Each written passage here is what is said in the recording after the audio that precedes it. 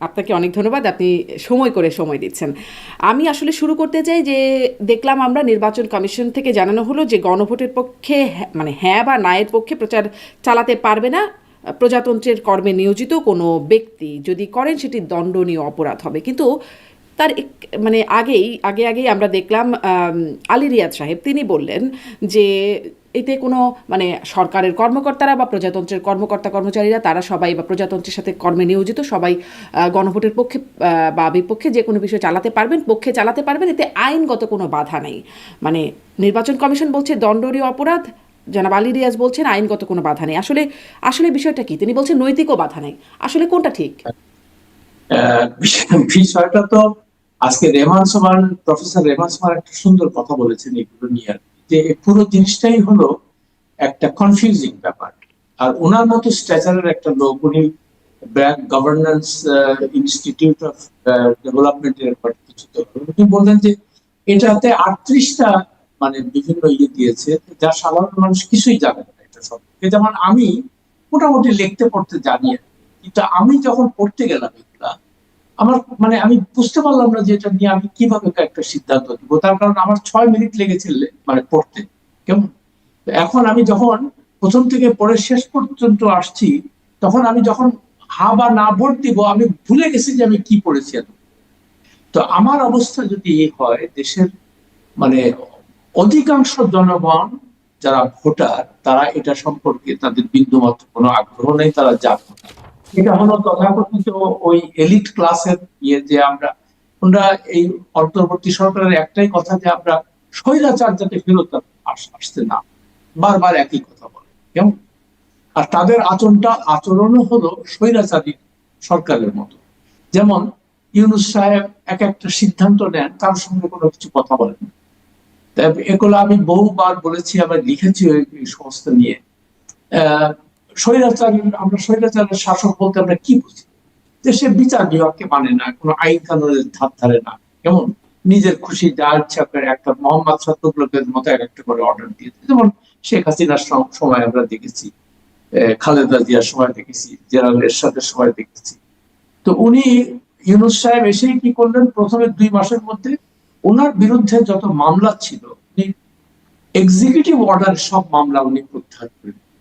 ঠিক এক্স্যাক্টলি আগের শাসকরা যা করতো, উনি একই কাজ করছেন। তো আমার প্রশ্নটা, যে আমরা যে এত রক্তের বিনিময়, এত মানুষের অঙ্গহানি হলো, এত কিছু হলো, তাহলে আমরা আমরা কি সিস্টেমটা, আমরা নতুন বন্দোবস্তটা কি, এটা তো আমি বুঝতে পারছি না কিছু। তো এই জিনিসগুলো যখন মানুষ দেখতে পাচ্ছে, যেমন আমি অমককে পোর্ট দিয়ে দাও, এগুলো তো জাতীয় ইস্যু, তাই না? আপনি তো কারোর সঙ্গে কথা বলতে হবে এটা নিয়ে। আপনি বলছেন যে এটা নন ডিসক্লোজার এগ্রিমেন্ট, আপনাকে এই এই ক্ষমতা কে দিয়েছে? এই মানে, আর এগুলো হলো নন, এটা তো আপনার প্রায়োরিটির মধ্যে ছিল না। আপনার প্রায়োরিটি ছিল আপনি কিছু মৌলিক সংস্কার। মৌলিক সংস্কারটা কি? আপনি নির্বাচন ব্যবস্থার সংস্কার করবেন, যেখানে টাকাওয়ালা মানে টাকাওয়ালাদের দৌরাত্ম থাকবে না, এবং লোকজন নির্ভয়ে ভালোভাবে স্বাধীনভাবে ভোট দিতে পারবে, এবং দুর্বৃত্তরা যাতে করে ক্ষমতায় না আসতে পারে। তো সেই জিনিসগুলা মানে মানুষ, আমি অন্তত চেয়েছি, আমি আমার নিশ্চিত দেশের অধিকাংশ মানুষ সেগুলাই চেয়েছে। হ্যাঁ? তো আপনি সেদিকে কোনো কিছু গেলেন না।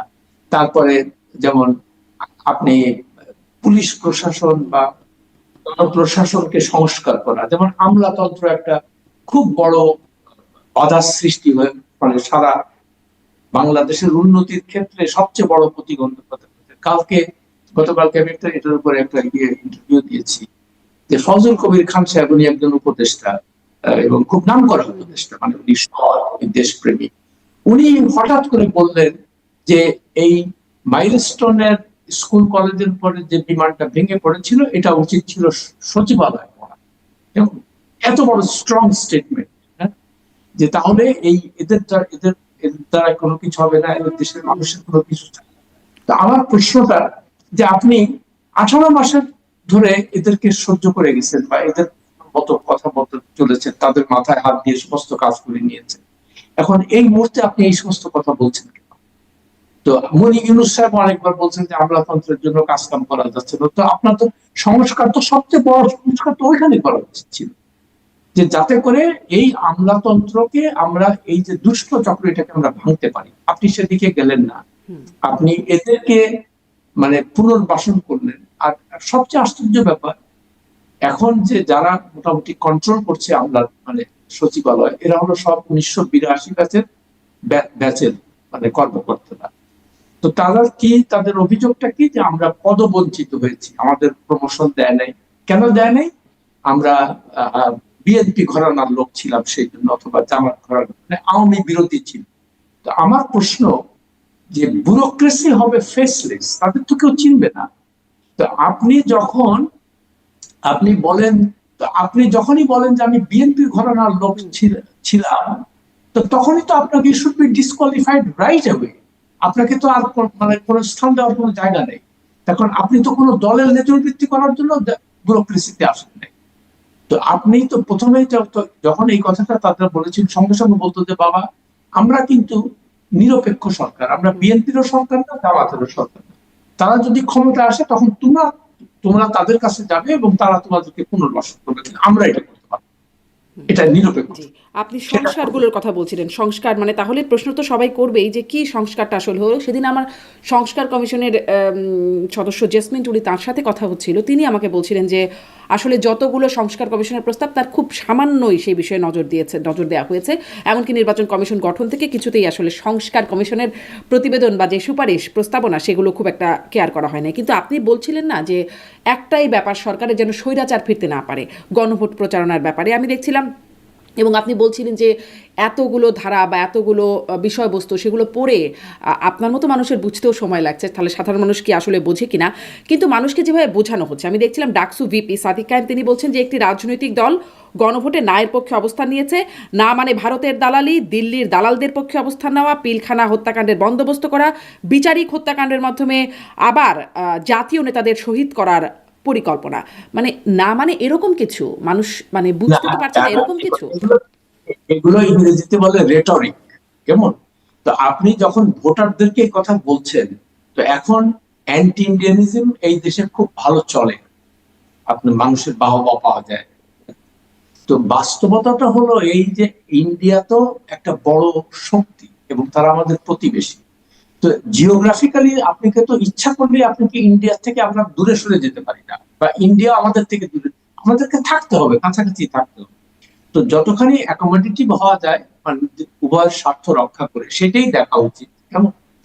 তো সেই জিনিসটা না করে আপনি কনস্ট্যান্টলি একটা মানে, সত্যি কথা বলতে কি, যে ভারত বিরোধিতা কেন হয়েছে এই দেশে? ভারত তো আমাদের সাথে ভালো ব্যবহার করেনি, আমরা তো দেখতে পাচ্ছি।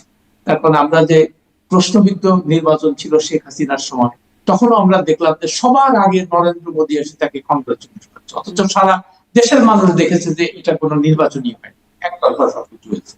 তো স্বাভাবিকভাবে দেশের সাধারণ মানুষ চিন্তা করছে যে কি ব্যাপার, তো এরা এর পক্ষে থাকে। তো সেটা থাকে কেন? তার কারণ হাসিনাকে দিয়ে তাদের স্বার্থ রক্ষা হচ্ছে।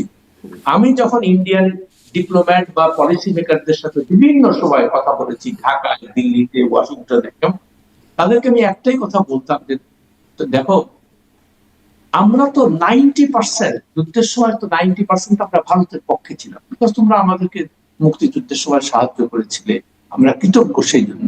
কিন্তু তোমরা কি একবারও ভেবেছো যে কেন পুরো দেশের মানুষ আমাদের বিরুদ্ধে চলে গেল? এই প্রশ্নের জবাব তো তোমাদেরকে দিতে হবে, তোমরা কেন করলে এটা?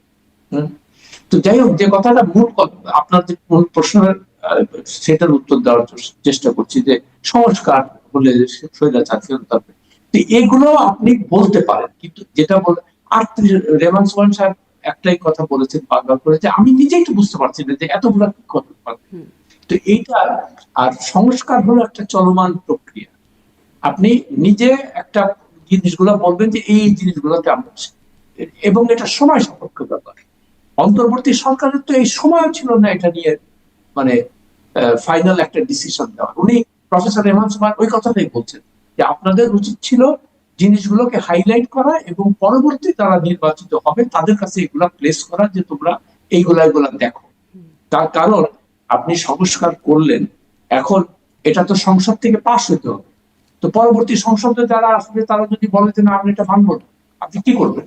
জি, এইখানেও আমার কিছু প্রশ্ন আছে যে আসলে কি করবেন সেটা নিয়েও একটু ঝামেলা তৈরি হচ্ছে কিনা সেটা নিয়ে জানবো। কিন্তু ওই যে এটা একটু আমি জিজ্ঞাসা করছিলাম যে মানে আপনাদের মতো জ্ঞানী গুণী বোদ্ধা মানুষরাও বুঝতে পারছেন, আপনি রেহমান সোবহানের কথাও বলছিলেন, তাদেরও বুঝতে হিমশিম যেখানে খেতে হচ্ছে, সাধারণ মানুষের মানে বুঝতে পারছে কিনা জানি না। তখন যখন এরকম প্রচারণা হচ্ছে, যেমন সাদিক কায়েম বলছেন, আমি জামাতের নেতারা বলছেন, বা অনেকেই বলছেন যারা গণভোটের পক্ষে কথা বলছেন এই ধরনের কথা, এটি আসলে মানুষ মানে কন্টেন্টটা ঠিক বুঝতে পারছে না, কিন্তু এই প্রচারণাগুলো শুনছে, তারা আসলে তাদের কাছে কি বার্তা যাচ্ছে?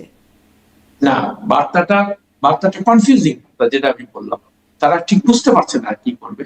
কিন্তু আমার ধারণা, আমি বাংলাদেশের বিভিন্ন জায়গায় ঘুরেছি এবং আমি সাধারণত চেষ্টা করি সুটটাই আলা লোকের থেকে দূরে থাকি, এবং যত বেশি পিএইচডি আলা তাদের সাথে কথাই বলি না, আমার কোনো প্রয়োজন নাই। আমি সাংবাদিকতা শিখেছি, আমার আমার বস ছিল, প্রথম বস ছিল Steve Wiseman, new York Times. কেমন, তো তাকে আমি জিজ্ঞেস করছিলাম ভালো সাংবাদিকদের বলে সবসময় চেষ্টা করবা সাধারণ মানুষ কি বলে তাদের কথা বোঝার চেষ্টা, বিকজ সাংবাদিক যারা হবে তাদের প্রথম দুটো কাজ, একটা হলো মেন কাজ হলো সাধারণ জনগণ যারা ভয়েসলেস, যারা দুর্বল, যারা ক্ষমতাধরদের কাছে পৌঁছাতে পারে না, তাদের স্বার্থ প্রমোট করা এক নাম্বার।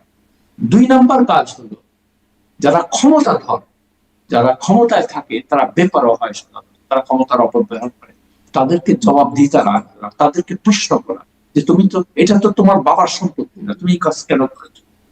এই জিনিসগুলা, এই দুইটা মেন কাজ। ফলে আমি যখনই আমার কাছে অনেক সাংবাদিকরা এগুলা জিজ্ঞেস করে, যেহেতু আমি একটু সিনিয়র হয়ে গেছি, তো বিভিন্ন বড় বড় জায়গায় মানে কাজ করার সৌভাগ্য হয়েছিল, তো তাদের কাছ থেকে আমি যেটা শিখেছি সেটি আসলে, এই জন্য আমি বলছি যে আমি যখন সাধারণ গ্রামে গঞ্জে যাই, কিংবা আমি যখন বাজার করতে যাই, আমি রিক্সাওয়ালার সাথে কথা বলি, মুদি দোকানদারের সাথে কথা বলি, তো তারা যে কথাটা বলে আর কি, বলে যে দেখেন ক্ষমতা তো যেই যায় তার কথা আমাদের কথা কেউ মনে রাখে, কথা তো সত্য।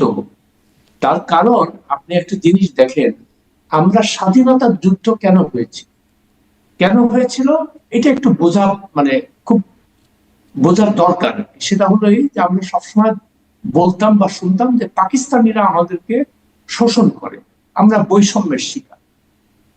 তো এই বৈষম্য দূর করার জন্য এবং এই শোষক গোষ্ঠীর থেকে নিষ্কৃতি বা মুক্তি পাওয়ার জন্য আমরা স্বাধীনতার যুদ্ধ করেছিলাম।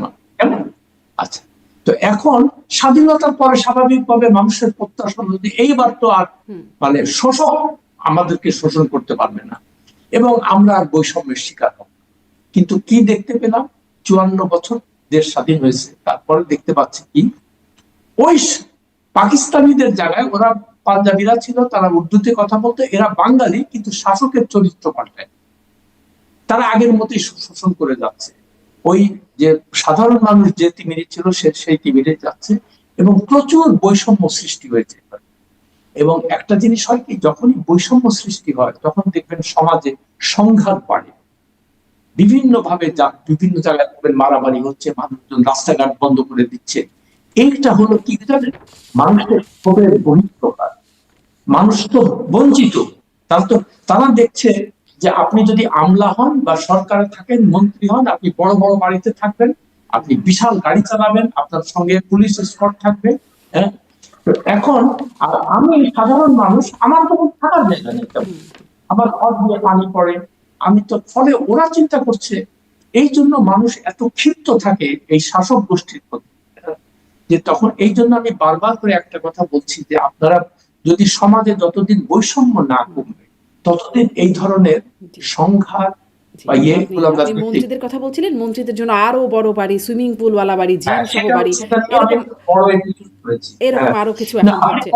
আমি একটু ওই প্রশ্নটা একটু শুনি আপনার কাছ থেকে জনাব আরশাদ মাহমুদ, যে তাহলে আমরা যে এতদিন ধরে দেখলাম মানে গণভোটের পক্ষে ডক্টর মোহাম্মদ ইউনূস একদম শুরু থেকেই হ্যাঁ বলেই শুরু করলেন, হ্যাঁ এর পক্ষে প্রচারণা, সরকারের উপদেষ্টারা বলছেন, বিভিন্ন জায়গায় উঠান বৈঠকে গিয়ে বলছেন, বিভিন্ন সরকারি দপ্তর, ব্যাংক, শিল্পকলা একাডেমি, শিক্ষা প্রতিষ্ঠান থেকে শুরু করে বিভিন্ন সরকারি দপ্তর একদম গণভোটের পক্ষে প্রচারণা চালাচ্ছে, সরকারি অর্থেই প্রচারণা চালাচ্ছে। এখন যখন নির্বাচন কমিশন বলে এটা দণ্ডনীয় অপরাধ, তাহলে এই কাজগুলো যারা করলেন তাদেরকে দণ্ড হবে, মানে এটার কোনো প্রতিকার হবে এই যে এই কাজগুলো হলো বা হচ্ছে? এটা তো খুব মূল্যবান প্রশ্ন। এখন একটা যখন ইলেকশনের শিডিউল ঘোষণা হয়, তফসিল যখন ঘোষণা হয়, তখন কিন্তু সবকিছু মানে শাসন ব্যবস্থা সবকিছুই নির্বাচন কমিশনের অধীনে চলে যায়। কিন্তু আমরা কি দেখতে পাচ্ছি, এই ইউনূস সাহেবের সরকার এমন এমন সব সিদ্ধান্ত নিচ্ছে যেটা তাদের নেওয়ার কথা না। এখন উনি যে কথাটা বললেন, উনি কি নির্বাচন কমিশনের সঙ্গে আলাপ করেছেন যে আমরা এটা করতে পারবো কিনা? তো আপনি তো নিজেই কন্ট্রাডিক্ট করছেন নিজের কাছে। আপনি আপনি তাদেরকে আন্ডারমাইন করছেন। এখন নির্বাচন, আপনি যদি সুষ্ঠু নির্বাচন করতে চান, যদি গ্রহণযোগ্য নির্বাচন করতে যান, তখন তো নির্বাচন কমিশনকে শক্তিশালী করতে হবে, কিন্তু আপনি তো তাদেরকে দুর্বল করে দিচ্ছেন। তো এখন দেখেন, এই যে দ্বন্দ্বটা শুরু হয়েছে, এখন নির্বাচন কমিশনার বলছে যে এটা দণ্ডনীয় অপরাধ, আর আপনারা এই কাজ করে যাচ্ছেন, তো আপনাদের তো পানিশমেন্ট হওয়া উচিত। কিন্তু ওই যে বললাম যে আমাদের দেশের শাসকদের চরিত্র হলো স্বৈর শাসনের চরিত্র, এবং তারা কারো কথা মানবে না, তারা বিচার বিভাগের বিচারকে মানবে না, আইনের শাসন মানবে না, কোনো কিছুই মানবে না। এখন তারা ইচ্ছা মতো করবে এগুলা। এই জন্য আমরা বারবার করে একটা কথা বলেছিলাম, আমি একটা ডক্টর ইউনূসের কাছে খোলা চিঠি লিখেছিলাম, উনি আমাকে চেনেন ব্যক্তিগতভাবে, আমি ওনার অনেক ইন্টারভিউ করেছি ওনাকে, হ্যাঁ।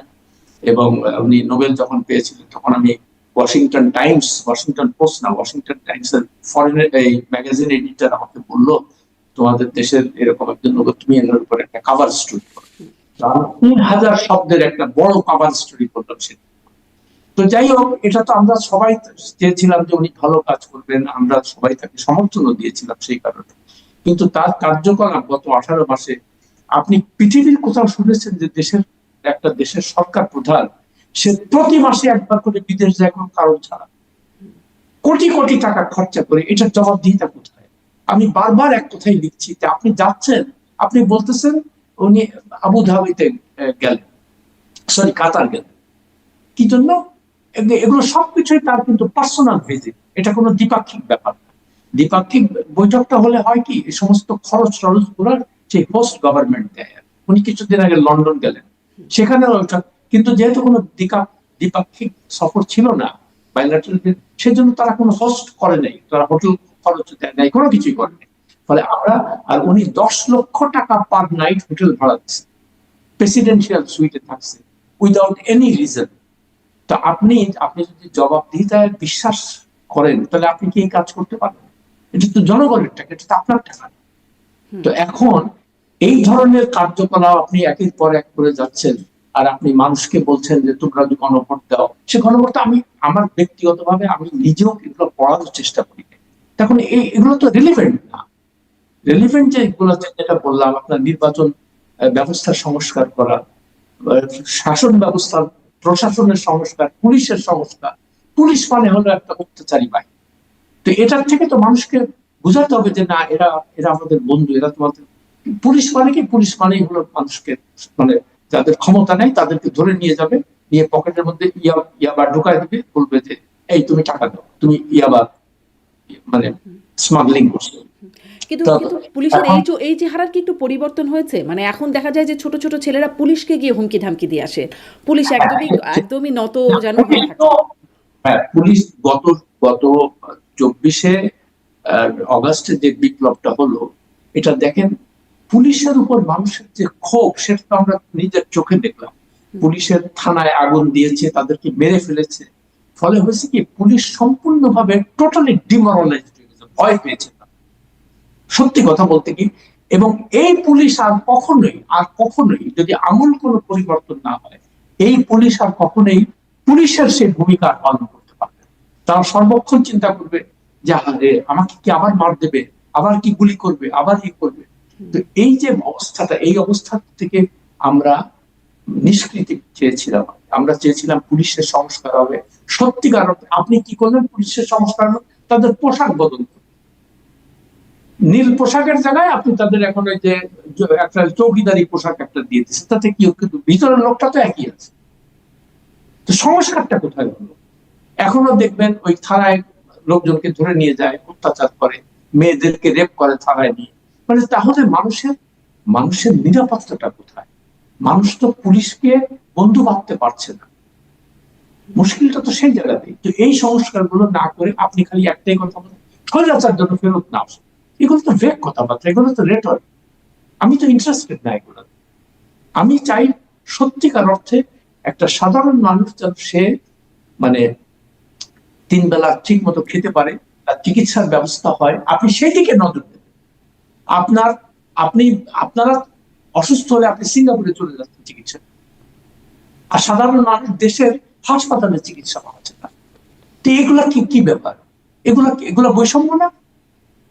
এগুলো অন্যায় না? তো আপনি তো এই জিনিসগুলোকে অ্যাড্রেস করার দরকার ছিল সবার, আপনি তো সেগুলো করলেন না। জি, আপনি পুলিশের কথা বলছিলেন, মানে পুলিশের একটা হচ্ছে আপনি বলছেন ডিমোরালাইজড হয়ে গেছে, কিন্তু আইন কানুন যেভাবে বলা আছে পুলিশকে সেভাবে আসলে কাজ করতে চাইলেও করতে পারছে, এটা একটা প্রশ্ন। কারণ কদিন আগে স্বরাষ্ট্র উপদেষ্টাকে আমরা শুনলাম, তিনি পাশ থেকে কেউ বলছেন তাকে যে আওয়ামী লীগের লোকজনকে পুলিশ ধরে না, এই ধরনের কথাবার্তা। তখন বলছেন আওয়ামী লীগ দেখলে ধরে ফেলবা, আইনের আওতায় সাথে সাথে নিয়ে আসবা, মামলা আছে কিনা এটা দেখার দরকার নাই, যদি ব্যবস্থা না নাও তাহলে তোমার বিরুদ্ধে ব্যবস্থা হবে, তোমাদের বিরুদ্ধে ব্যবস্থা হবে। অবশ্যই। মানে তো এখন হ্যাঁ, জি, এখন এই যে এখন সবচেয়ে বড় একটা কথা শুনেন না, যে মামলা বাণিজ্য শুরু হয়েছে। যে কোনো লোককে ধরবা, ধরলেই তো তোমার পয়সা, উকিলরে পয়সা দিতে হবে, পুলিশে পয়সা দিতে হবে। এবং মামলা যে করে, যেমন ওই যে বললাম না, এই যে ও আওয়ামী লীগ করে, আচ্ছা ঠিক আছে, তো আপনি সুনির্দিষ্ট কোনো অভিযোগ, সে কি মানুষ মেরেছে, সে কি কোনো অন্যায়, আপনি তো সেদিকে যাচ্ছেন না। আপনি একটা লোককে ধরে আনছেন না, ধরে যাওয়া মানেটা কি? আমার অনুজ প্রতিম, আমার খুব ঘনিষ্ঠ আনিস আলমগীরকে নিয়ে আপনি জেলে আটকে রেখেছেন কেন? সে নাকি স্বৈরাচারের পক্ষে কথা বলেছে। আমি আনিস আলমগীরকে দীর্ঘদিন থেকে চিনি, আমার যথেষ্ট ঘনিষ্ঠ সে। আমি তাকে কোন সময় কোনো মানে অন্ধভাবে স্বৈরাচারের সমর্থন করতে দেখি নাই, বা শুনি নাই, বা তার লেখায় আমি পড়ি নাই। আচ্ছা, তো যদি আপনি ধরেন করেও, যদি ধরেন করেও স্বৈরাচারের পক্ষে কথা বলা পেনাল কোড বা কোনো অপরাধের কোনো আইনের ধারায় কি অপরাধ? সেটাই আমি বলছি যে ঠিক আছে, স্বৈরাচারের কথা যদি বলতে হয়, তো স্বৈরশাসক তো সবাই ছিল এই দেশে। এই দেশের সত্যিকার অর্থে গণতান্ত্রিক সরকার বলতে যে জিনিসটা বোঝায়, জনগণের ইচ্ছার প্রতিফলন বা তাদের কথা শোনা, এরকম সরকার তো আমরা এখন আজ পর্যন্ত পাই নাই। এটা শুরু হয়েছে সে আমাদের জাতির জনক শেখ মুজিবুর রহমান থেকে শুরু, তখন থেকে শুরু হয়েছে। হুম। তখন এই যে ভোট ভোট রিগিং 1973 সালে উনি শুরু করছেন। তারপরে সিরাজ সিকদার পুলিশ কাস্টডিতে তাকে মেরে ফেললো, উনি পার্লামেন্টে বললেন কোথায় সে Siraj Sikdar, which was extra judicial killing. তো সেটা তো সেই সময় থেকে শুরু হয়েছে। তো এগুলোর বিচার কে করবে? তো এগুলা কথা বললে বলবো কি, ও আচ্ছা, ওনার বিরুদ্ধে এগুলো বলা যাবে না, উনি আমাদের কেন, উনি তো মানুষ ছিলেন, উনি তো ভুল করতেই পারেন। তো আমরা তো যদি অনেক মহামানব তো কেউ না। তো ফলে এই জিনিসগুলো যতদিন আমরা এই সত্যকে সত্য, স্পেডকে স্পেড না বলবো, ততদিন এই দেশের সমস্যা সমাধান কোনো হবে না। আরেকটা জিনিস লক্ষ্য করেন, এই যে বিভিন্ন জায়গায় যে এই যে চাঁদাবাজি হয়, এটা সেটা, এটা কেন কারণটা জানেন? তার কারণ ইয়াং ছেলে পেলেদের কোনো চাকরি বাকরি নেই। আমি একটাই জিনিস দেখতে পাচ্ছি, আমি ঘোরাঘুরি করে দেখলাম বাংলাদেশে দুটো জিনিসের খুব সারা জায়গাতে দেখলাম। একটা হলো ইজি বাইক আছে না, ওই যে ব্যাটারি চালিত রিক্সা, একেবারে মানে আনাচে কানাচে ভরে গেছে এটা। আচ্ছা, আর দেখলাম কি ডায়াগনস্টিক সেন্টার, যেখানে যাই সে উত্তরবঙ্গের প্রত্যন্ত অঞ্চলে গেছে, আমি চিন্তা করলাম এখানে ডায়াগনস্টিক সেন্টার কেন থাকে? এটা একটা বড় ব্যবসা শুরু হয়েছে, যেখানে যাবেন খালি ফার্মেসি ফার্মেসি ফার্মেসি।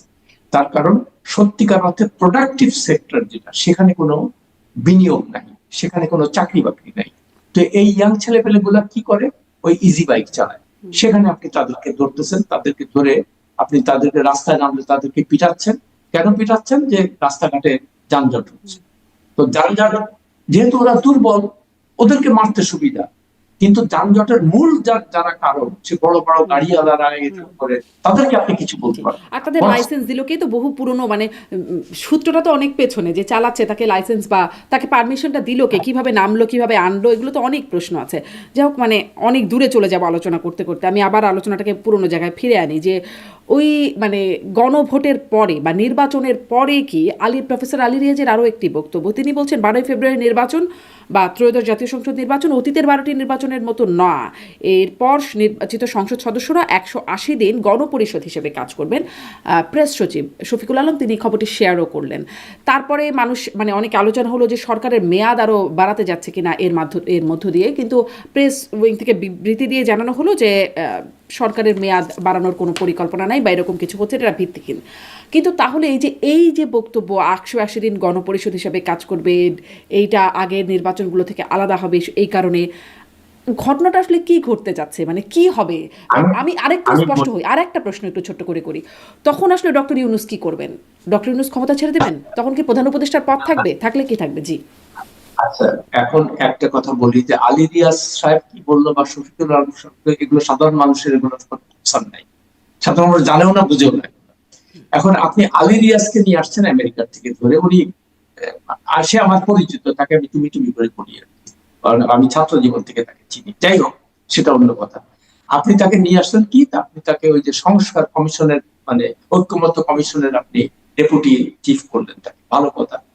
আমরা দেখলাম কি 8 মাস 9 মাস ধরে ওই ফরেন সার্ভিস একাডেমিতে বিভিন্ন দলকে নিয়ে মিটিং করে, আর ইন্টারকন্টিনেন্টাল হোটেল থেকে খাবার দাবার আসে, কেমন 8 9 মাস ধরে এগুলা করতো। করে রেজাল্টটা কি হলো? রেজাল্ট কিছুই হলো জিরো, রেজাল্ট হলো জিরো। যেটা জুলাই সনদ হলো, হ্যাঁ, এই যে জুলাই সনদ করলো। না না, আমি সেটাই বলছি যে এই যে জিনিসগুলো করলেন, তো সেগুলো সেই সাধারণ মানুষ তো এগুলো বুঝলো না কি করলেন। তা আপনি কার জন্য করছেন এটা? ওই এলিট ক্লাসের জন্য। এখন এখন তারপরে আলী রিয়াজ এই জায়গায় ব্যর্থ হলো, ব্যর্থ হয়ে তারপর তার তো আমেরিকায় ফিরে যাওয়ার কথা, যেহেতু তার পরিবার সেখানে থাকে, কোয়াইট ন্যাচারালি সে যাবে। তারপরে আপনি কি করলেন? আপনি আবার তাকে ফিরায় নিয়ে আসলেন বিশেষ উপদেষ্টা, মন্ত্রীর পদমর্যাদায়। তো আপনি তো মোহাম্মদ সাক্ষ্য ব্লকের রাজত্ব, যে লোকটার একটা আগে পুরো ব্যর্থ হয়েছে একটা পুরো ঐকমত্য কমিশনের ব্যাপারে, আপনি তাকে এনে এখন কি করছেন? এই আপনি তাকে বিশেষ উপদেষ্টা, তার কাজ কি? বলে বেড়াচ্ছে যে সংস্কার কমিশন না, গণভোট কোনো হবে না, এটা সেটা। তো এটার জন্য আপনাকে একজন মন্ত্রীর পদমর্যাদায় এই দেশের ট্যাক্স পেয়ারের টাকা খরচা করে তার পিছনে গাড়ি বাড়ি এগুলো দিয়ে এগুলা বলার জন্য আনছেন? এগুলো সাধারণ মানুষ বুঝে? আপনার যে ফোকাসটা হওয়া ছিল যে আমি একটা সুষ্ঠু নির্বাচন কিভাবে করব। এখন দেখেন ইতিমধ্যেই সব জায়গায় সহিংসতা শুরু হয়েছে, এবং যত ভোট যত কাছাকাছি আসবে ততই দেখবেন এটা হতে থাকবে। এবং এই পুলিশ প্রশাসন দিয়ে আপনি কোনোভাবেই করতে পারবেন না। আমি খুবই শঙ্কিত এই ব্যাপারে। তো আমার তো কনসার্ন সেই জায়গায়, এবং দেশের আমি যাদের সাথে কথাবার্তা বলি, মানে আমাদের সাধারণ জনগণের, তারা সবাই একই কথা বলছে যে স্যার, ভোট কি হবে আসলে? তো এই শঙ্কা, আমি কিছুদিন আগেও এটা লিখছি যে এখনো শঙ্কার কারণ কেন হবে এটা। তো এদিকে তাদের কোনো নজর নাই। আর ওই যে এমন সব কথাবার্তা বলে, দুর্বোধ্য কথাবার্তা, মানে এলিট ক্লাসের কথাবার্তা। এলিট ক্লাসের কথা তো সাধারণ মানুষ বুঝে না। সাধারণ মানুষ যেটা বুঝে যে আচ্ছা, আমি কি ঘর থেকে বের হয়ে আবার মানে সুস্থ শরীরে ফিরতে পারবো কিনা, আমাকে কেউ ধরে মার দেবে কিনা, আমি যে মুদির দোকানটা খুললাম এই দোকানে এসে আমার কাছে চাঁদা চাচ্ছে। আপনি তো এই যে এসব দিকে আপনি ফোকাসটা দিবেন। আপনি খালি দুর্বোধ্য কথাবার্তা বলতেছেন, যেটা কোনো মানে হয় না। কিন্তু এই যে পলিসিটা করছেন, মানে যেটা নিয়মটা করছেন সেটি দুর্বোধ্য বলছেন, কিন্তু মানে কে বুঝছে তাহলে? মানে স্পষ্ট হব কি করে আমরা? এটাও একটু মানে আপনি আমাকে যতটুকু বুঝিয়ে বলতে পারেন, এতটুকু কি বুঝতে পারছেন যে নির্বাচনের পরে কি দ্বৈত সরকার থাকবে? তখন কি প্রধান উপদেষ্টা পদত্যাগ করে যাবেন? মানে ডক্টর ইউনূস কি থাকবেন না রাষ্ট্রীয় দায়িত্বে? সেটা তো তারা বারবার করে বলছে যে নির্বাচনের পরদিনই আমরা ক্ষমতা হস্তান্তর করে চলে যাব, আমাদের মেয়াদ শেষ। তারপরেও যে মানুষের মনে যে সন্দেহ হচ্ছে যে এরা হয়তো সহজে যাবে না। তার কারণ কেন যাবে না? ওই যে ইংরেজিতে বলে ট্র্যাপিংস অফ পাওয়ার, মানে বড় বড় বাড়ি, ফ্ল্যাগালা গাড়ি, পিছনে পুলিশ স্কোয়াড, হ্যাঁ, তারপরে এই সমস্ত একটা মোহ থাকে, মানুষের আকর্ষণ থাকে। তো এখানে যতদিন থাকা যায়, যেমন ধরেন এই যে 2জন ছাত্র উপদেষ্টা পদত্যাগ করে চলে গেছে, পদত্যাগ করেছে না, সরকারি নিয়ম অনুযায়ী আপনি পদত্যাগের পরে আপনি 1 মাস সরকারি বাড়িতে থাকতে পারেন, কিন্তু এখনো তারা বাড়ি ছাড়েনি। তো এগুলো দুর্নীতি না? তো ডক্টর ইউনূসের উচিত ছিল না যে এদেরকে বলা যে তোমরা জলদি করে? আসিফ মাহমুদ সজীব ভুইয়া 2জন উপদেষ্টার একজন, তিনি একটা প্রতিবাদ জানিয়েছেন, যে তিনি বলছেন তিনি বাড়িটা ছেড়ে দিয়েছেন। হ্যাঁ এটি দেখছিলাম। এদের কিন্তু এদের হয় কি, এদের কোনো কথা আর কেউ বিশ্বাস করে না। মুশকিলটা হলো সেখানে। তা আপনি যদি মানুষের আস্থা হারিয়ে ফেলেন, মানুষের বিশ্বাস হারিয়ে ফেলেন, তখন আপনি যেটাই বলবেন মনে করবে যে না, এরা তো আসলে আসছে লুটপাট করার, এরা আসছে সুযোগ সুবিধা নেওয়া। এই কারণে হচ্ছে। নাহলে প্রেস উইং থেকে এই বক্তব্য কেন দিতে হচ্ছে যে না আমরা কেউ থাকবো না? কেন দিতে হচ্ছে এটা আপনি আমাকে বলেন। তার কারণটা কি? যে তারা, মানুষ মনে করছে যে এরা যাবে না সবাই। তো আপনি মানুষের মনে এই বিশ্বাস বা আস্থা অর্জন করতে পারেননি যে না আমরা আসলে ভালো কাজ করতে আসছি, আমরা এখানে আর থাকবো না। আপনি যে প্রশ্নটা করলেন, এই প্রশ্নটা আপনার মনে কেন আসবে? প্রশ্ন তো এটা আপনাকে নিজেই করতে হবে। প্রশ্ন যে আমার মনে এই প্রশ্নটা কেন আসবে? তারা কি যাবে? কেন যাবে না? তাদের তো ম্যান্ডেটই হলো যে তারা অবশ্য বারবার করে উনি বলছেন যে নির্বাচনের পরে যে দলই ক্ষমতায় আসুক তাদের কাছে ক্ষমতা দিয়ে আমরা চলে যাব। কিন্তু মানুষ মনে করছে যে আমরা, এরা সহজে যাবে না। হ্যাঁ, তো এখন বাদ বাকি ভবিষ্যৎ, সত্যি কথা বলতে কি আমি কিন্তু এখনো নিশ্চিত না যে 12 তারিখে নির্বাচন হবে কিনা। আমি এখনো নিশ্চিত না। এর আমি পেছনে প্রথম কি থেকে, কারণ, মানে কি কারণে আপনি এই জায়গাটায় ভরসা পাচ্ছেন না? আচ্ছা, কারণটা হলো ওই যে যেটা বললাম যে ম্যাসিভ কোনো ভায়োলেন্স যদি হয়, যে কোনো দুর্যোগ যদি হয়, তারপরে আর একটা জিনিস মানুষের মনে কেন জানি না একটা মানে এই ধারণাটা জন্মাচ্ছে মানে অনেক দিন থেকে, এদের বিশেষ করে এই সরকারের কার্যকলাপে, যে এরা মনে হয় যাওয়ার জন্য আসে নাই। এরা যে কোনো কারণে একটা অজুহাতে এটা প্রলং করবে, প্রলং করে সুযোগ সুবিধা গুলা নেবে। হ্যাঁ, তো যেমন কিছুদিন আগে, মানে গতকালকে আমি একটা টক শোতে এটা বলেছি যে যারা বর্তমানে উপদেষ্টা আছেন আর কি, এরা সমাজের সবাই প্রতিষ্ঠিত লোকজন।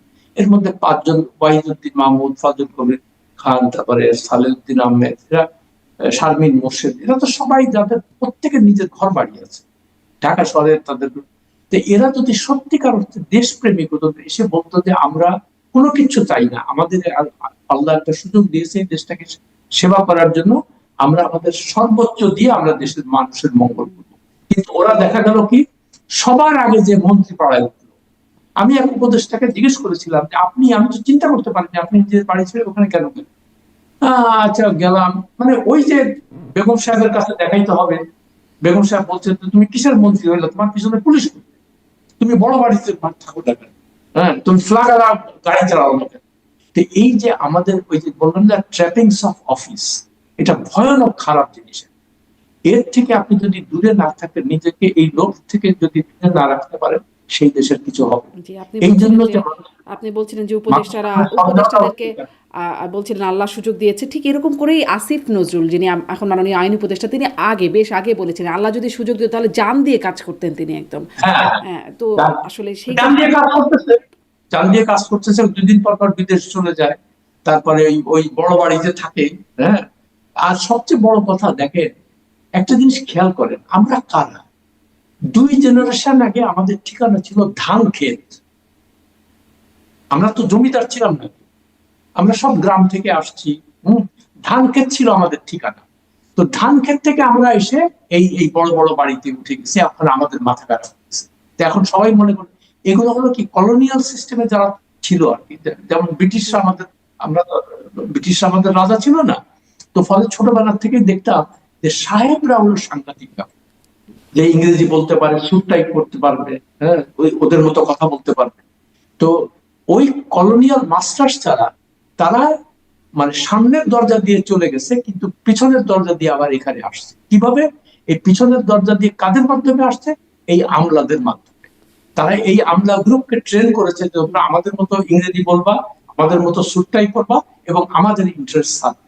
নাহলে দেখেন এখানে হয় কি, এখানে সব কাজকর্ম করে বড় বড়, তারপরে যে বিদেশে চলে যায় আর আসে তাদের ছেলে মেয়েতে ওইখানে তাদের লেখাপড়া করায়। হ্যাঁ, তারপরে এখানে আর যখনই বাংলাদেশে কোনো কিছু বলে আমি তো বিশাল একজন এক্সপার্ট, আমাকে নাও। ভাই তুমি তো এই দেশে ছিল না, তুমি আমেরিকায় গেছো কি ইংল্যান্ডে গেছো, অস্ট্রেলিয়া গেছো, তুমি সেখানেই থাকো, তোমার দরকার।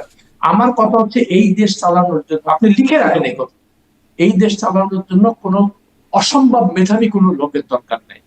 All you need is a combination of mediocrity and fierce patriotism.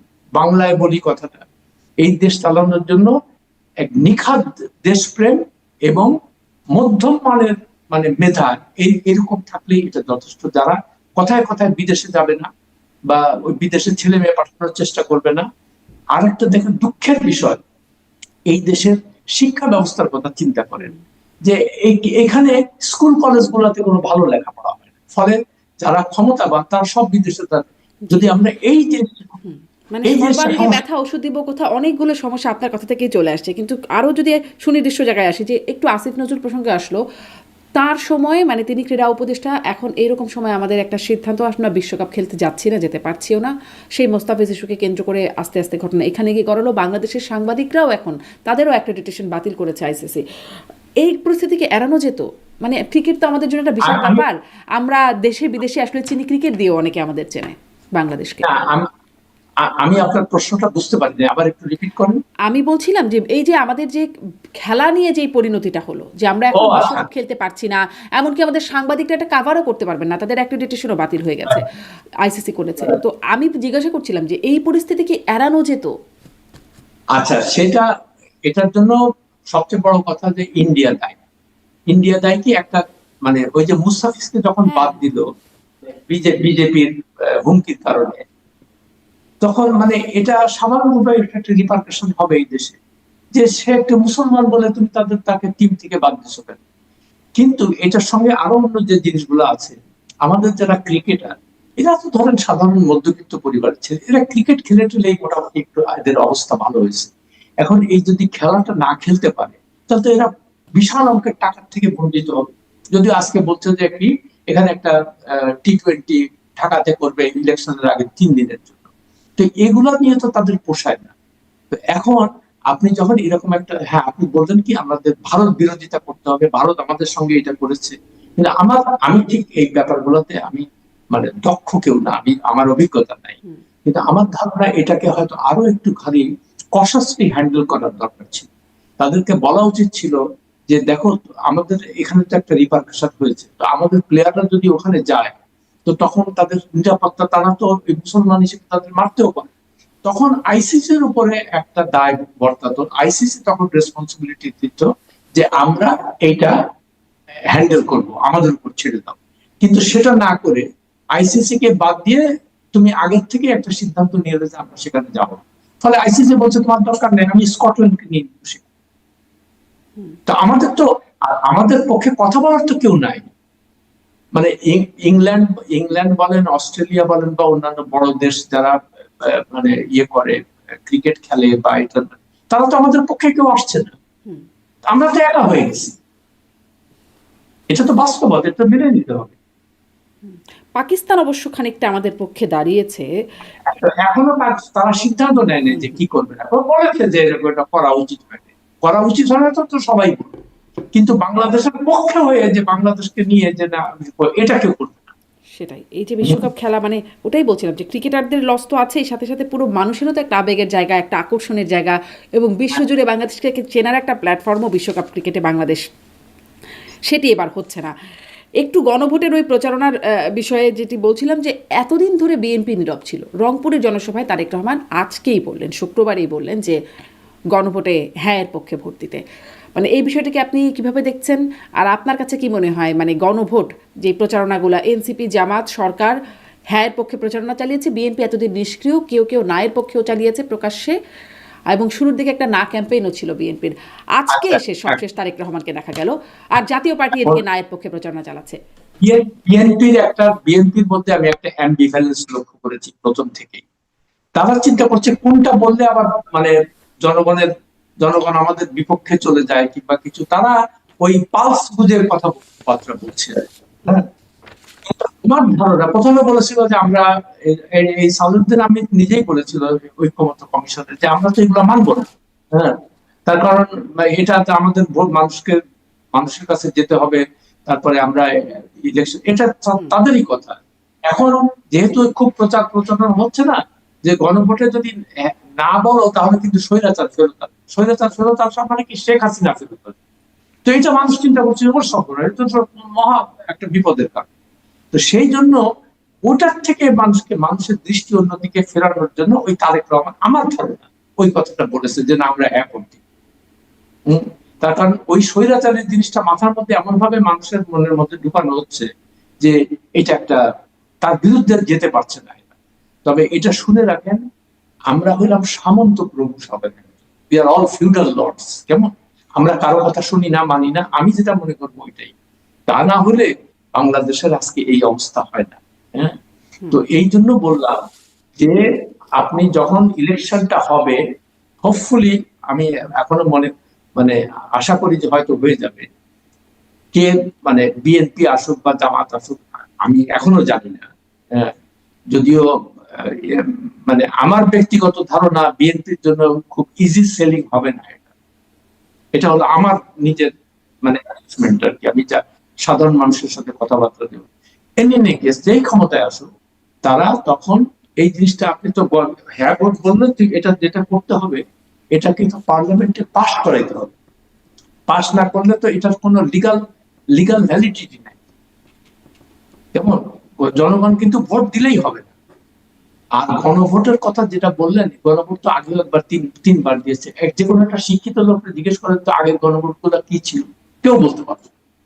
তখন এগুলো ইনমেটেরিয়াল, সাধারণ মানুষের কাছে এগুলোর কোনো গুরুত্ব নাই। কিন্তু গণভোটের ইতিহাস বলে হ্যাঁ সবসময় জয়যুক্ত হয়। হ্যাঁ, তো হ্যাঁ তো হবেই। আচ্ছা। এখন গণভোটটা কারা করে? সরকার যারা থাকে তারা। তো সরকারের যে মেকানিজম আছে, সরকারের যে স্টাফ মানে অ্যাডমিনিস্ট্রেশন সব জায়গায়, তারা বাক্স করে বলে যে হ্যাঁ হয়ে গেছে। আচ্ছা। যেমন জেনারেল জিয়াউর রহমানের কথা আমি বলি, উনি 77 না 78 মানে গণভোট হা না ভোট করলেন যে আমি প্রেসিডেন্ট থাকবো কিনা। 99% লোক বললো হ্যাঁ ভোট। কেমন, তো এখন আমার এখনো মনে আছে, তখন হোম সেক্রেটারি ছিলেন সালাউদ্দিন আহমেদ বলে, 1957 সালের সিএসপি অফিসার সম্ভবত একজন। তাকে জিয়াউর রহমান রিওয়ার্ড করলো কি, উনি তাকে জাতিসংঘের কৃষি ও খাদ্য সংস্থা চাকরি দিয়ে দিলেন, উনি সেখানে চলে গেলেন। তারপর থেকে ওই লোকের আর কোনো খবর নেই। কিছুদিন শুনলাম ওয়াশিংটনে উনি মারা গেছেন। তো এই যে মানে স্বৈর শাসকরা কি করে, এই অ্যাডমিনিস্ট্রেশনকে দিয়ে তাদের পক্ষে কাজ করে ওই যে, এই জন্য হ্যাঁ বা না ভোটের প্রতি সাধারণ মানুষের বিন্দু মাত্র কোনো আগ্রহ নেই। তার কারণ জানে যে এখানে তাদের সত্যিকার অর্থে তাদের মতের প্রতিফলন হয় না। জি, এবার একটু আরেকটা প্রসঙ্গে আসি, গণভোট প্রসঙ্গে। মানুষ বুঝে কিনা সামনে হ্যাঁই হবে বলে ধারণা করা হচ্ছে, মানে আপনিও বলছিলেন অতীতের ইতিহাস তাই বলে। একটু এই জায়গাটা একটু কথা বলি, যে যেখানে আপনার অভিজ্ঞতা, আপনার সেটি নিশ্চয়ই একটু বিশেষভাবে আপনার বিশ্লেষণকে আরও সমৃদ্ধ করবে। আপনি অনেক আন্তর্জাতিক গণমাধ্যম কাজ করেছেন, যে জানলাম new York Times, Washington post, guardian, south China morning post, এইরকম মানে খুব খ্যাতিমান জায়গাগুলোতে কাজ করেছেন সংবাদ মাধ্যমে।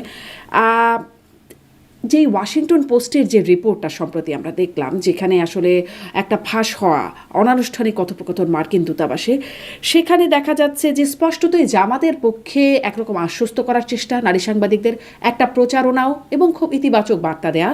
অন্যদিকে বিএনপির বিষয়ে কথা একটুখানি সময় কথা হয়েছে পুরো কথোপকথনে, সেখানে বিএনপির অভ্যন্তরীণ কোন্দল এবং দুর্নীতির বিষয় আনা হয়েছে, যে বিএনপি জিতে তারা নিজেরাই এটার কারণে ধ্বংস হয়ে যাবে, অভ্যন্তরীণ কোন্দল এবং দুর্নীতি। মানে এখান থেকে কি বোঝা যায়, জামাত প্রীতি বিএনপি ভীতি এরকম কিছু? না, আমি একটা কথা বলি, এটা খুব মানে আমি যেহেতু জিনিসগুলো নিয়ে অনেকদিন থেকে মানে ইনভলভ ছিলাম, তো আমি ওদের সাথে কাজ কাম করেছি, বা এখানে যারা আমেরিকান এমবাসি তারা আমাকে চিনতো সবাই, যেহেতু আমি নিউ ইয়র্ক টাইমস তো এদের একটাই, যেমন আপনাকে বুঝতে হবে যে তারা তো সরকারি কর্মকর্তা, তাদের প্রত্যেকটা দেশে তাদের যত জায়গায় এমবেসি সব জায়গায় তাদের পোস্টিং দেয়। তো পোস্টিং দেয় ডিপ্লোমেটদের কাজটা কি, তারা সেই হোস্ট কান্ট্রি যেটা, সেখানকার যে সমস্ত ঘটনাগুলি সেগুলো তারা রিপোর্ট করে পাঠায়, মানে স্টেট ডিপার্টমেন্টে পাঠায়। তো এটা তাদের একটা রুটিন কাজ। হ্যাঁ, আর এই বাংলাদেশে যারা আমেরিকান অ্যাম্বাসেডর হয়ে আসে তাদের কিন্তু ওয়াশিংটনে কেউ চেনে না, এটা আপনাকে বুঝতে হবে। আমি নিজেই ওয়াশিংটনে ছিলাম, কেমন, এখানে ওই বিল মাইলাম ছিল, হাওয়ার্ড শেফার ছিল, তো তাদেরকে আমি দেখলাম রাস্তায় মানে ব্যাগ নিয়ে ঘুরতেছে, তারা কেউ না আর কি, তাদের কেউ চিনে না। যেমন বাংলাদেশে কেনিয়াতে আমাদের যে রাষ্ট্রদূত, তার নাম কেউ জানে?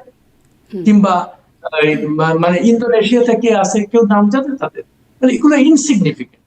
একটা দেশ থাকলে একটা এমবেসি রাখতে হয়, সেখানে অফিসারদের পাঠাইতে হয়, এবং তারা সেখানে ওই ওই রিপোর্ট দেয়, এবং সেগুলো তারা মানে তাদের যে কাজ আর কি সেটাই করে। তো ওয়াশিংটন পোস্ট যে রিপোর্টটা করেছে, আমার কাছে বিন্দু মাত্র এটার কোনো গুরুত্ব নেই।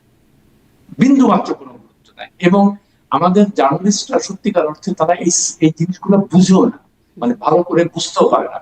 যেমন দেখবেন যে আমেরিকান অ্যাম্বাসাডারকে নিয়ে হইচই শুরু হয়ে গেছে, যে কোথায় যাচ্ছে, কার সাথে দেখা করতেছে, কি করতেছে না, এগুলো আর কি।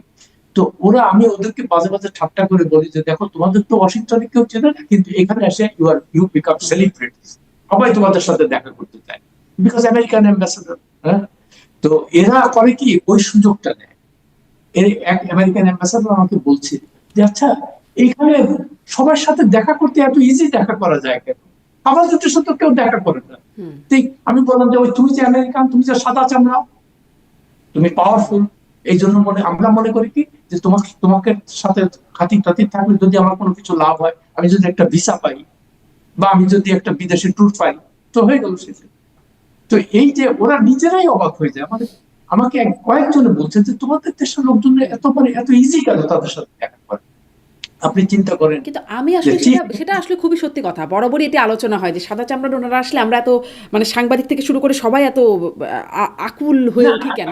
কিন্তু আমার প্রশ্নটা কিন্তু আসাদ মাহমুদ ওইখানে যে তাদের আনুষ্ঠানিক তারা যে বক্তব্য দিচ্ছে সংবাদ মাধ্যমে, সাংবাদিকদের সামনে যখন মার্কিন রাষ্ট্রদূত কথা বলছেন, তিনি বলছেন কোনো দলের পক্ষে যুক্তরাষ্ট্র না। কিন্তু অনানুষ্ঠানিক কথা বা ভেতরের কথা যখন ফাঁস হচ্ছে, তখন দেখা যাচ্ছে তাদের একটা পক্ষপাতিত্ব মনে হয় যেন প্রকাশই হচ্ছে। না না, আমি বলি ব্যাপারটা, মানে অ্যাজ আই সেড, আমি ডিপ্লোম্যাটিক করেসপন্ডেন্ট ছিলাম অনেক। যাই হোক, তো তারা যে কথাটা বলেছে, যেরকম তারা এখানে থাকে, তো তারা দেখছে, তাদের কাছে বিভিন্ন জায়গা থেকে রিপোর্ট আসছে, তো রিপোর্ট এসে তারা দেখতেছে যে জামাতের পক্ষের লোকজন আছে। তো এখন তারা কি বলবে, তারা ওই যে ওই ব্রেন্ট ক্রিস্টেনসেন বললো না, যে যেই ক্ষমতায় আসুক বাংলাদেশে কারা ক্ষমতায় যাবে এটা দেশের জনগণ ঠিক করবে, এখানে আমাদের কোনো কিছু করার নেই, which is their standard reply আর কি। হ্যাঁ, এটা প্রত্যেকটা অ্যাম্বাসাডারই একই কথা বলতেছে, প্রত্যেক, এবং এর বাইরে কথা বলার কোনো স্কোপই নাই। তখন তারা ইন্টারফিয়ারেন্স হবে, যে ইন্টারনাল অ্যাফেয়ার্স সেটা তারা করতে চায়, এটা নিয়ে বিতর্ক হবে। কিন্তু এই জিনিসটা আমাদের সাংবাদিকরা ফুলিয়ে ফাঁপিয়ে এমন ভাবে করে উপস্থাপন করে যে একটা বিশাল যে আলোচনা যেটা ফাঁস হলো, সেটা তো আসলে ফুলে ফাঁপি না, এটা তো পুরো কথোপকথন, মানে বক্তব্যটা আছে সেখানে তো দেখা যাচ্ছে না যে আসলে তাদের বক্তব্য, তাদের যে প্রকৃত সাংবাদিক হবে তার তো প্রশ্ন করার দরকার ছিল সেটা, যে what is wrong in their. তখন আমি তো গ্রাউন্ড রিয়ালিটিটা দেখতে পাচ্ছি। তো এখানে যে আমেরিকান এমবাসি যদি বলে থাকে যে মনে হচ্ছে যে আমাদের ওইদিকেই, মানে ওরা মনে হয় ক্ষমতায় আসতে পারে, দ্যাটস দেয়ার অ্যাসেসমেন্ট। এটা তো অনেকেই বলছে, খালি আমেরিকান এমবাসি বলছে, তার অনেকেই বলছে, আমি নিজেও তো বলছি। হ্যাঁ, আমি তো দেখতে পাচ্ছি, আমি বিভিন্ন, এখানে তারা যদি সেই কথাটা বলে যে যেই ক্ষমতা, আর মনে হচ্ছে যে তাদের দিকে পাল্লা ভারী, অর্থাৎ তারাও ক্ষমতায় এসে যেতে পারে, তার অর্থ কি এই যে আমেরিকা ওদেরকে সাপোর্ট করতেছে? আমেরিকা যে কিন্তু সরকারি আসলে যে শুধু তো এতটুকুই বলছে না, বলছেন যে জামাত আসলে আশ্বস্ত করছেন তাদের যে কনসার্নগুলো আছে, যে শরিয়া ল তারা বাস্তবায়ন করবে না বা নারীর কর্মঘণ্টা সেই বিষয়ে তারা করবে না, করলে তারা ট্যারিফ দিয়ে দেবে, অতএব এবং জামাত সেরা রেজাল্ট করবে। আর বিএনপি কি হবে, বিএনপি আসলে সমস্যার ব্যাপার হচ্ছে অভ্যন্তরীণ কোন্দল এবং দুর্নীতি। এই অ্যাসেসমেন্টটা তারা জার্নালিস্টদেরকে বলছে, মানে তাদের এই অ্যাসেসমেন্ট, তারা কেন জামাতের ব্যাপারে এত পজিটিভ আর বিএনপির ব্যাপারে নেগেটিভ? না, তারা যে বলছে যে আমরা শরিয়া, মানে আমরা ভয় পাই, তো সৌদি আরবে তো শরিয়া আইন আছে, তুমি তাদের সাথে সম্পর্ক রাখো কি? তাদের অনেক বিচারিক আছে, আমাদের এখানকার কথাটা একটু বলেন। তাদের তো নানান রকম, এক এক দেশের জন্য এক এক নীতি। শরিয়া আইন যদি তাদের কনসার্নই হবে, তাহলে তারা সৌদি আরবে তো তাদের মোনার্কি থাকার কথা, তাই না? ফলে তারা জানে। আর আমেরিকা এমন একটা দেশ এখন, আপনি তো নিজেই দেখতে পাচ্ছেন যে বিভিন্ন জায়গায় তারা যাচ্ছে, দখল করতেছে, বলছে আমার এটা দরকার, এটা দরকার। আর বাংলাদেশের মতো দেশ, যেখানে আমরা একটা দুর্বল, মানে আমরা দেশ হিসেবে তো দুর্বল, আমাদের ওরকম সামরিক শক্তি নাই, আমাদের ওরকম অর্থনৈতিক শক্তি নাই। আর জামাত আসুক আর যেই আসুক ক্ষমতায়, আমেরিকাতে তো আমেরিকাকে তো আপনি কেয়ার করি না এরকম কথা তো বলতে পারবেন না। তখন আপনাকে ধরে নিয়ে যাবে তারা, ওই যে মাদুরোকে ধরে নিয়ে গেছে না, ধরে নিয়ে যাবে তারা। হ্যাঁ, তো সেই জন্য এই গ্রাউন্ড রিয়ালিটি গুলা চিন্তা করে যারাই ক্ষমতায় আসবে, এবার আমার মনে হয় না যে শরিয়া আইন যেটা সবাই, আমি অনেক মহিলাকে এখানে বলতে শুনছি, বাংলাদেশি মহিলা বলছে না না না, জামাতকে আমরা ভোট দেবো না, তার কারণ আমাদের কালে ঘরে বন্ধ করে রাখবে। এটা তো একটা জেনুইন কনসার্ন, কেমন? তো আবার আজকে দেখলাম ওই শফিকুর রহমান সাহেব বলছেন যে না, তারা আমাদের মা, মানে মাদের যে যে- যে প্রাপ্য সম্মান, তাদের যে নিরাপত্তা দেওয়ার, এটা আমরা দিই। এখন বলছে যে যদি একটা নারী গর্ভবতী হয়, স্বাভাবিকভাবে তাকে তো আমাদেরকে দেখাশোনা করার তার দায়িত্ব, সে যদি চাকরি করে, এই জন্য আমরা বলেছি যে তুমি তাহলে 5 ঘন্টা কাজ করবে, হুইচ মেক সেন্স, তাই না? যে সে যেন চাকরিটা না হারায়। আর দেশের প্রায় প্রায় অর্ধেক হলো নারী, তাই না? এখন আপনি এদেরকে সবাইকে আপনি ঘরে বন্ধ করে রাখবেন, তো এটা তো মানে ইটস নট ফিজিবল। এটা ফিজিবল হওয়ার কোনো কারণ আমি দেখতে পাচ্ছি না। তো তারাও তো এই দেশেই, এটা তো আর ইয়ে না, আফগানিস্তান না, বা আমরা ধরেন আমাদের যে সংস্কৃতি কালচার, আমরা রবীন্দ্রনাথের গান শুনি, আমরা গান যদিও ইদানিং বাজনা করি। আফগানিস্তানের সাথে যোগাযোগও বেড়েছে। আপনি আমাকে একটু এটা বুঝিয়ে বলবেন যে মানে যুক্তরাষ্ট্রের ইন্টারেস্টটা কি? মানে তাদের ভেতরের কথা আর বাইরের কথা ভিন্ন রকম লাগছে কেন? মানে আনুষ্ঠানিক কথা আর অনানুষ্ঠানিক কথা ভিন্ন লাগছে কেন? আমি আমি এই জন্য এখানে হলো আমাদের বোঝার সমস্যা আর কি। আমি কোনো কন্ট্রাডিকশন দেখছি না। তারা বলছে কি, যেই ক্ষমতায় আসুক না কেন আমরা তার সাথে ডিল করবো, এটা এটা আমাদের আনুষ্ঠানিক বক্তব্য। আনুষ্ঠানিক। অনানুষ্ঠানিক বলছে যে জামাত হয়তো বা এসে যেতে পারে, আমাদের কনসার্ন আছে সেখানে। তো সেখানে তো সব জায়গাতেই বলে, যেমন আলজেরিয়াতে যখন ইসলামিস্টরা ক্ষমতা নিল, তারা বললো যে না, আমরা এটা মানি।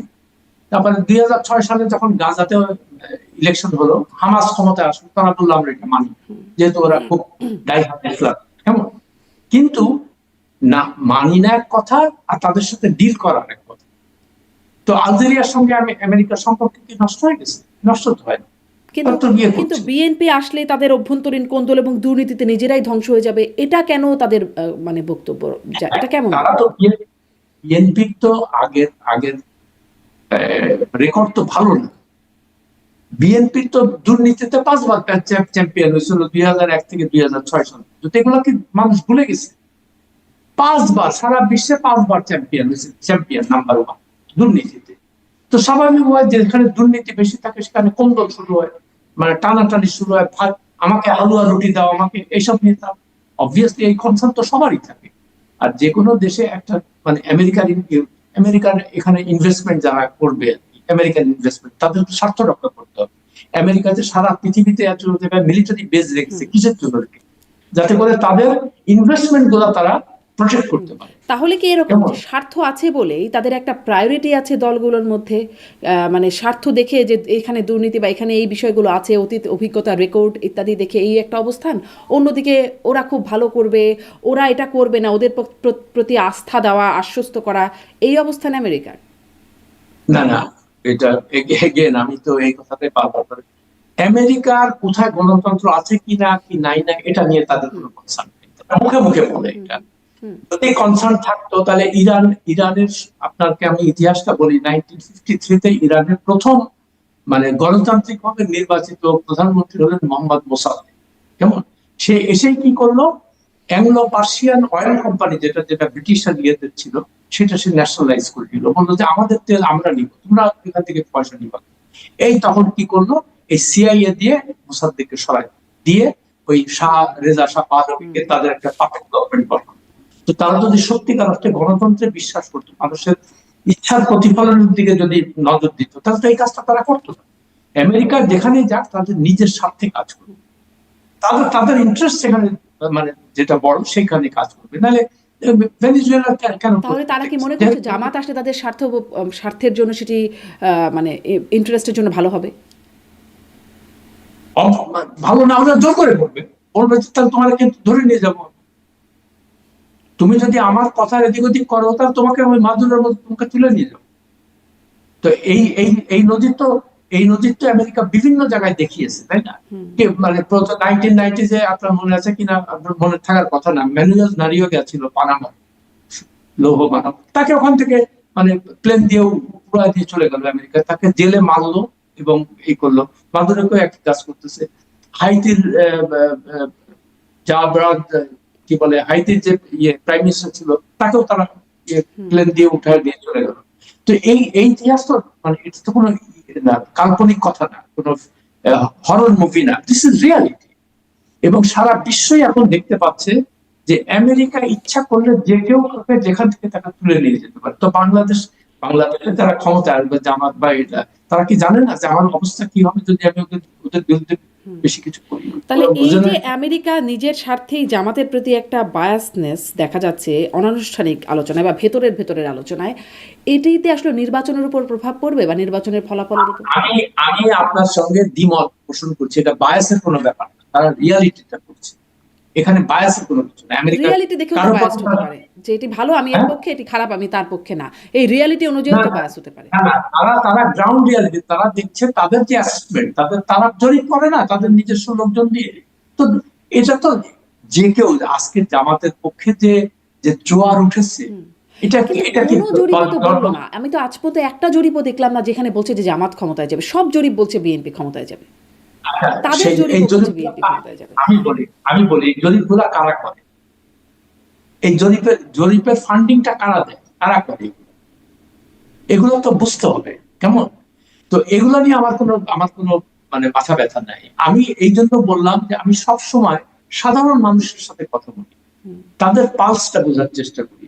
আমি যেটা দেখতে পাচ্ছি এখন, একদিন ওই কয়দিন আগে খালেদ মহিউদ্দিনের শোতে আমি গেলাম, তো আমি এই কথাটা বলেছিলাম, একজন আমাকে লিখছে যে এটা একটা পাক্কা জামাতি, হ্যাঁ এটা তো পিটার দল। তো এখন আপনি বললেন আমার তো কিছু করার নেই, আমি কি করবো? আমি তো আমি এখন আরেকজন বলছে বিএনপির কাছ থেকে পয়সা নিচ্ছে, তো এটা বলতেই পারে না। কিন্তু আমি যে জিনিসটা দেখতে পাচ্ছি, একজন নিরপেক্ষ, আমি মনে করি যে আমি নিরপেক্ষ, আমি কোনো সরকার থেকে কোনো সুযোগ নিয়ে নেই আজ পর্যন্ত, যদিও তারা আমাকে বিদেশে নিয়ে যেতে চাইছে, আমাকে বাড়ি ধারাতে প্লট দিতে চাইছে, জীবনে কোনোদিন এগুলো করিনি, কেমন? অথচ মানে যাই হোক, এগুলা নিজের কথা বলি না। তো আমি যা বলার চেষ্টা করছি, এবং আমি কিন্তু ভালো আছি, খুবই ভালো আছি। ভালো আছি ইন সেন্স যে আমি আমার এগুলা করতে হয়, আমার কারো এজেন্ট হইতে হয়নি। মানে আমি নিজের চেষ্টাই যা অর্জন করেছি সব নিজের চেষ্টা, এবং এই লাইনেই আমি আছি। এবং আমি মনে করি যে বিএনপির জন্য যেটা ডিফিকাল্ট হবে, এটা হলো আমার অ্যাসেসমেন্ট, আমি যা বুঝতে পারছি, যে এখন আমেরিকান এমবেসি যদি বুঝে থাকে তাদের অ্যাসেসমেন্ট অনুযায়ী যে হয়তো বা ওরা এসে যেতে পারে, দ্যাটস দেয়ার অ্যাসেসমেন্ট, এখানে আমার তো কিছু বলার নেই। এবং তারা যে কথা বারবার করে অফিসিয়ালি যে কথাটা বলে যে যেই ক্ষমতায় আসুক না কেন আমরা তার সঙ্গে ডিল করবো, which is their policy। জি, একদম শেষ জায়গায় যাই, মানে তাদের একটা অ্যাসেসমেন্ট এর মধ্যে থেকে হয়তো বোঝা যাচ্ছে। আমি একদম শেষ বিষয়ে একটু কথা বলতে চাই যে টাইমে যে তারেক রহমানের সাক্ষাৎকার, সেটি নিয়েও একটু আপনার মন্তব্য জানতে চাই। সেখানে তারেক রহমান ভবিষ্যতে তার কি পরিকল্পনা, তার কি ব্যাকগ্রাউন্ড, মানে সেই বিষয়গুলো নিয়ে বলা হচ্ছে যে কিভাবে তিনি দেশে আসলেন কত বছর পর, এগুলো নানান রকম বক্তব্য বলা হচ্ছে। সাথে সাথে কিছু নেতিবাচক বিষয়গুলো যেন মনে করিয়ে দেওয়া হচ্ছে যে সেই যে মানে সেটাও একটা লিক হওয়া, বাংলাদেশে যুক্তরাষ্ট্রের হাই কমিশন থেকে পাঠানো তাদের প্রতিবেদন, তারেক রহমানকে নিয়ে দুর্নীতির বরপুত্র বলা তাকে, বা সন্ত্রাসের ইত্যাদির সাথে তার সম্পৃক্ততার জায়গা বলে যেই রিপোর্টটা পাঠানো হচ্ছে সেটির কথা বলে দেওয়া হচ্ছে। খাম্বা তারেক এরকম, জি, এই যে তাকে নিয়ে যে ট্যাগ আছে, এগুলোর কথাও এখানে মনে করিয়ে দেওয়া হচ্ছে। এরকমটা আপনি আসলে এটাকে কিভাবে দেখেন, কি মনে করেন এই প্রতিবেদন নিয়ে? আমি রিপোর্টটা পড়েছি, হ্যাঁ, কেমন? এবং আমি যদি ওই যে রিপোর্টটা করে আমি যদি হতাম, আমি এক্স্যাক্টলি এই জিনিসই লিখতাম, কেমন? এক্স্যাক্টলি এই জিনিসই লিখতাম। ফলে আমার কাছে ওই রিপোর্ট নিয়ে কোনো ইয়ে নাই। He did a very professional job, কেমন? সে বিভিন্ন লোকের সাথে কথা বলেছে তারেক রহমান সম্পর্কে, যে নেতিবাচক কথাগুলো সেগুলোকে, because he is writing for his audience, America যারা বাংলাদেশ সম্পর্কে তেমন কিছু জানেন, কেমন? তাদেরকে এডুকেট করা, তাদেরকে এনলাইটেন করা একটা জার্নালিস্টের কাজ। That's what he has done, এবং এটা অ্যাবসলিউট গুড জার্নালিজম। আমি হলে একই কাজ করব। কিন্তু এই যে হেডিংটাই করা প্রডিগাল সান, এটা প্রডিগাল, আসলে অনেকে প্রডিগাল কথাটার মানেই বুঝে না, কেমন? মানে I don't see any wrong in it. That is the, আমি নিজেও হেডলাইন লিখি। আমি যখন এডিটর ছিলাম, হ্যাঁ, আমার কাজ ছিল হেডলাইন লেখা, তো আমি এগুলাই লিখতাম। তো there is nothing wrong in it. আমি ওই রিপোর্টের মধ্যে কোনো কিছুই, এখন হচ্ছে কি যার স্বার্থ, এখন যারা ধরেন বিএনপির বিরুদ্ধে, তারা ওইখান থেকে ওই যে চেরি পিকিং করছে, ইংরেজিতে বলে চেরি পিকিং, মানে যেখানে যেখানে খারাপ জিনিসগুলো আছে সেইগুলো তুলে নিয়ে হাইলাইট করছে। আবার যারা বিএনপির পক্ষে, তারা ওখানে ভালো জিনিসগুলো যেগুলো আছে সেগুলো নিয়ে হাইলাইট করছে। সো এটা তো যার নিজের ইন্টারেস্ট মানে অনুযায়ী সে কাজ করছে। But I think as a whole report was absolutely all right. Very professional work. কিন্তু এই যে শব্দটা ব্যবহার করে আপনি বলছেন অনেকে আমরা বুঝতেই পারছি না হয়তো যে আসলে শব্দ দিয়ে কি বোঝাতে যাচ্ছে, আসলে আপনি একটু বলবেন কি বোঝাতে যাচ্ছে, মানে এটিতে আসলে খুব ইতিবাচক শব্দ না। যদি আমি এখনই ডিকশনারি করলাম যে একদম যদি লিটারাল মিনিংটা বের করি, a person who spends money in a recklessly extravagant way, যিনি আসলে রেকলেস বিহেভ করেন, তাকেই আসলে মিন করে যে না, কথা কি আপনি ডিকশনারি মিনিংটা ঠিকই আছে। হ্যাঁ, তো আমরা বলি না যে আমরা ইজ এ প্রডিগাল পারসন, মানে এই আচ্ছা একটু উড়াও ঠিক আছে। হ্যাঁ, সেই অর্থে নেগেটিভ বলা যায়, বাট আপনি যদি পুরো কন্টেন্টটা দেখেন, I thought it was a very balanced. এটার কি কোনো পজিটিভ অর্থ আছে প্রডিগাল? না, ওই যে বললাম, এখন আপনি যদি বলেন যে মানে হি লিডস এ প্রডিগাল লাইফ, অনেকের কাছে ভালো লাগে এটা যে হ্যাঁ আমি ঘুরবো ফিরবো খেয়ে দিয়ে বেড়াবো। আমাদের প্রধানমন্ত্রী হতে যাচ্ছেন বা রাষ্ট্র নেতা হতে যাচ্ছেন, এরকম ব্যক্তির সাথে প্রডিগাল শব্দটা কেমন যায়? সেই অর্থে তো অবভিয়াসলি এটা পজিটিভ না, সেই অর্থে পজিটিভ না। তবে আপনাকে আমি এটাও একটা কথা বলি, যে রিপোর্টটা লিখেছে সে হেডলাইনটা দেয়, আচ্ছা, that's not his job. I was an editor, আমি জানি কি করতে হয়। আমার কাছে যখন রিপোর্ট পাঠাইতো ওয়াশিংটনে, তখন আমি তাদের রিপোর্টটা দেখে আমি নিজে একটা হেডলাইন দিতাম, এবং এই যে রিপোর্টার যে রিপোর্ট করেছে এটা তার দেওয়া, এটা দিয়েছে তার এডিটররা। তো তার এডিটররা পুরো রিপোর্ট পড়ে মনে হয়েছে যে that could be the perfect headline for this report. I see nothing wrong. আর সবচেয়ে বড় কথা যে এখন আমাদের একটা সবচেয়ে বড় মুশকিলটা হলো কি, আমরা সবসময় চিন্তা করি যে বিদেশিরা কি লিখছে, বিদেশিরা কি বললো, ওই যে বিদেশি প্রীতি, ওই যে সাহেবরা কি লিখছে, এর থেকে আমাদেরকে দূরে থাকতে হবে। It doesn't matter. New York Times এরকম অনেক মানে ইয়ে হয়, নোবডি কেয়ারস। এই দেশের মানুষকে নিউ ইয়র্ক টাইমস বা টাইম ম্যাগাজিন পড়ে না, তারা দেখবে যে ভাই তুমি কি কাজ করতেছো আমার জন্য। আমি ওনারা তাদেরই সাক্ষাৎকার দেন আর কি। হ্যাঁ, না সেটাই বলছি, ওইটা বললাম, আমরা তো এখনো ওর থেকে বের হইতে পারি না। যে আমরা মনে চিন্তা করেন যে সিএসি এত ব্যস্ত একটা মানুষ, সে প্রতিদিন একটা বিদেশির সাথে এখানে দেখা করে, এটা কি আচ্ছা, এটাও একটু বলে দিন আপনি, যেহেতু এটা বললেন মার্কিন রাষ্ট্রদূত, যেটি আসলে কথা একটু শুরু করলাম, তিনি নির্বাচন কমিশনে যাচ্ছেন কথা বলতে, সেনাপ্রধানের সাথে কথা বলছেন, আরও রাজনৈতিক নেতাদের সাথেও যাচ্ছেন কথা বলতে, এটি আসলে আপনি কিভাবে দেখেন? এই যে ওই যে আমাদের দেশের দীনতা আর কি, আমাদের ব্যাংকরাপসি। আমি বলি আপনাকে এই প্রসঙ্গে জাস্ট ছোট্ট এই কথাটা বলেই শেষ করে দিব। আমি যখন ওয়াশিংটন পোস্টে কাজ করি 2003 সালে, কেমন আমার কাছে একটা ইমেল আসলো। তো ইমেলে লেখা আছে প্রথম, ডিয়ার স্যার, আমাকে বলছে, my name is Harry Thomas, I have just been confirmed as the next United States ambassador to Bangladesh. কেমন তারপরের লাইনে লিখছে, I have been strongly recommended by a friend to meet you before I head to Dhaka, would you have some time to see me? তো সে বললাম ঠিক আছে, আসো American embassy. তো আমাকে লাঞ্চে নিয়ে গেল সে। তো আমরা লাঞ্চ করতে করতে আমাকে বলতেছে সে যে দেখো, আমার তো আবার 2 মাস বসে, মানে ক্রেডেনশিয়াল প্রেজেন্ট করার আগে আমাকে তো 2 মাস বসে থাকতে হবে, নর্মালি যেটা হয় রাষ্ট্রপতির ক্ষেত্রে। তো আমি বললাম, হ্যারি তুমি কোথায় যাচ্ছ তুমি জানো না, 2 মাস না, তুমি 2 দিনের মধ্যে ক্রেডেনশিয়াল দিতে পারবে। What are you talking? I mean, I'm prepared for 2 months.